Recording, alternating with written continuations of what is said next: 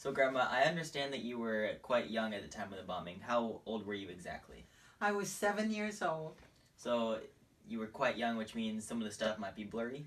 A little blurry, right, yeah. blurry. All right. Yes. So how did you find out Pearl Harbor was being bombed? I think my mom probably told me. I didn't read newspapers. I didn't hear the bombing.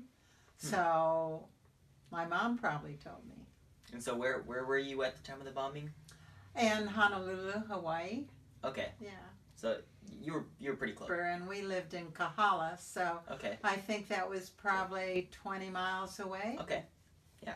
So you're still pretty close. Are there any sounds that you explicitly remember? I don't remember any. Okay. No.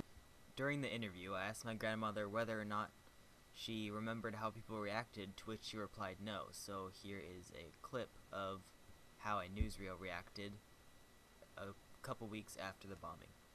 1941, Japan, like its infamous Axis partners, struck first and declared war afterwards.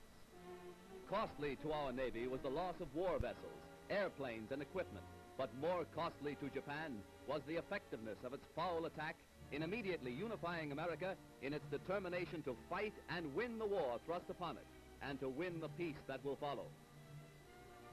The Japs copied their German masters in striking hard at airfields. Hickam Field, northwest of Honolulu, and the Ford Island Naval Plane Base were the first objectives of Japan's treachery.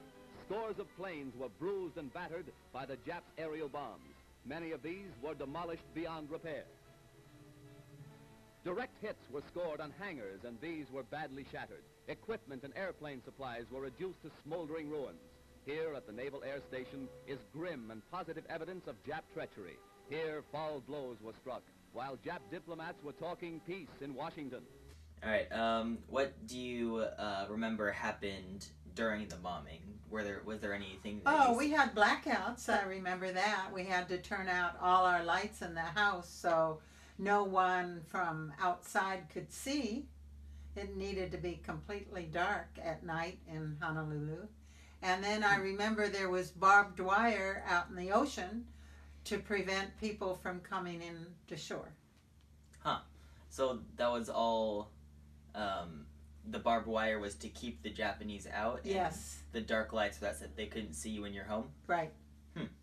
Interesting.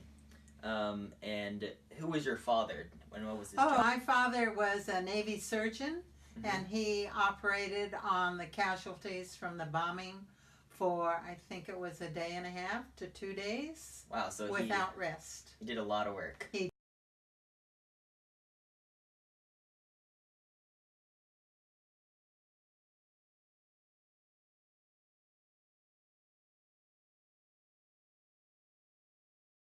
did. All right. And is there anything else that you'd like to share about your experiences or your father? We traveled a lot, and I loved the traveling part of it. And in fact, I tried to get your grandfather to stay in the Navy, but he wouldn't do it. All right, and then at the end of the bombing, do you remember how others around you felt? Were people scared or? I don't believe I saw any of that. No? No, because I think we were just home and we didn't, at least I didn't connect with other people. I know we got shipped out of Hawaii. They sent us home back to the mainland. Do you remember anybody talking to you or any newspapers that kind of...